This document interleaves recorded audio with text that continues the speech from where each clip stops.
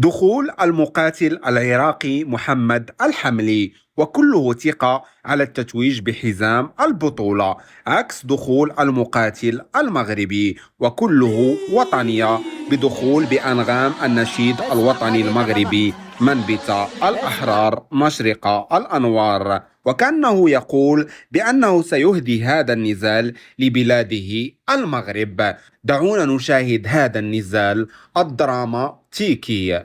المغربي صلاح الدين الهاملي من شوارع الطموح إلى قمة المجد في ليلة تاريخية داخل قفص الخبر بالسعودية. نتمنى له كل التوفيق صاحب 27 سنة، ممثل المغرب صلاح الدين الهاملي. He's representing Iraq tonight. Give it up to Muhammad, the Soulkeeper Fahmy. Tonight is fighting out of the red corner. Salah the Super Salah Hamli.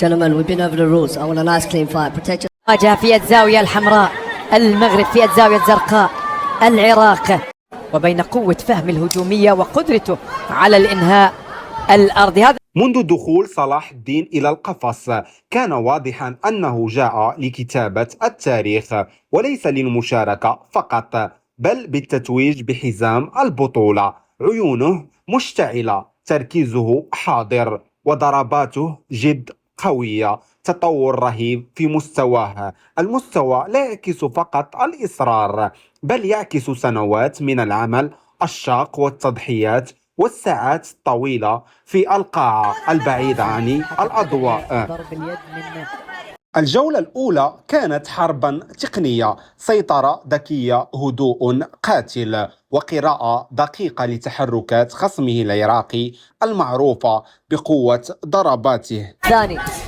صلاح ضربة ممتازة على الجسم على طول اسقاط. هذا اللي يبيه اللاعب.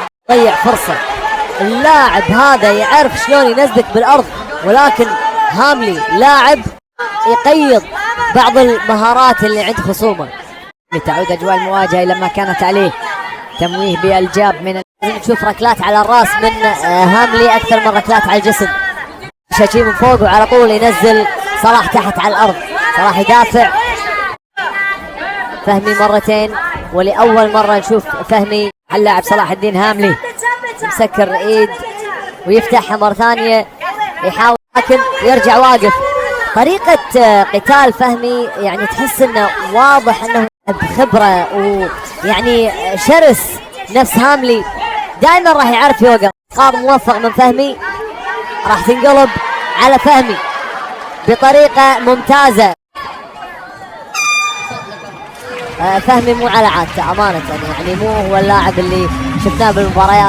يدافع، يوخر بالمكان الصح، مسافة ممتازة انه هو يرجع هم على ما شاهدناه في النزالات السابقة ممكن أن تنتهي. هو الذي يريد أن يأخذ زمام الأمور. ركلة كانت جانبية لكن السرعة مفقودة، القوة مفقودة. دافع بشكل مناسب اللاعب المغربي صلاح الدين هاملي، يطلع على طول على مثل صلاح الدين هاملي. دائما يستخدم ايده اليسار، يذهب لصالحه.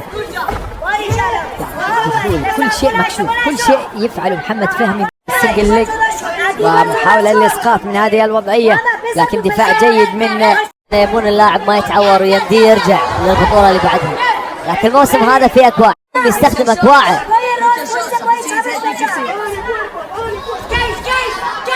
حول الراس. محمد فهمي يمسك الرجل، خطته يعني أداء محمد فهمي ليس مو ذلك الأداء اللي هو يعني صلاح مؤثرة صراحة. أنا مثل صلاح ما أخاف إن أنا أنزل إلى النقطة الصحيحة. هوك يساري، لكن اشتباهات اللي على المستوى الفخذ. على هذه اللكمة. جسم راس جسم، لاعب ذكي جدا صلاح.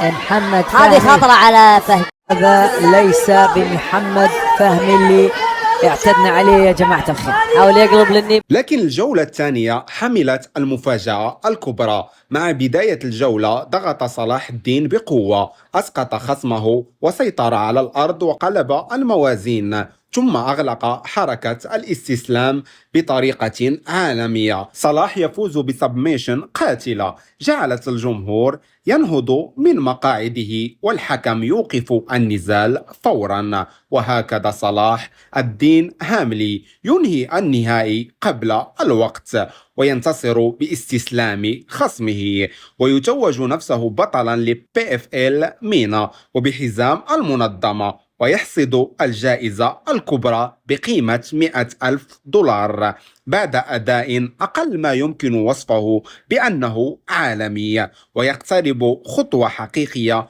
من حلم الملايين: دخول UFC والقتال على أعلى مستوى عالمي. وفي تلك اللحظة وهو يرفع الحزام فوق رأسه في أراضي الخبر بالسعودية، كل العالم العربي كله يشاهد مولد نجم لا يشبه غيره، بل يكتب طريقه بيديه وإصراره وقلبه الشجاع. سعودية let's go خبر. I'm really happy because my 3 fights international, my son is coming to take over. Let's go. It's here. Tomorrow I go inshallah to Jeddah to Mecca with my family to rest. Of Morocco, PFL, Morocco, let's go. En Spanish, muchas gracias España. Este cinturón va para Alicante, va para Torre Pacheco. دون أن نشيد بالذين صنعوا بدايتها والدي هذا مسرحا لأحلامه. يا أبو صلاح ويا أبو صلاح، واليوم يقف ابنكما بطلا لأنكما أريد أن يقف احتراما أبي وأمي، لولاكما ما كنت أرفع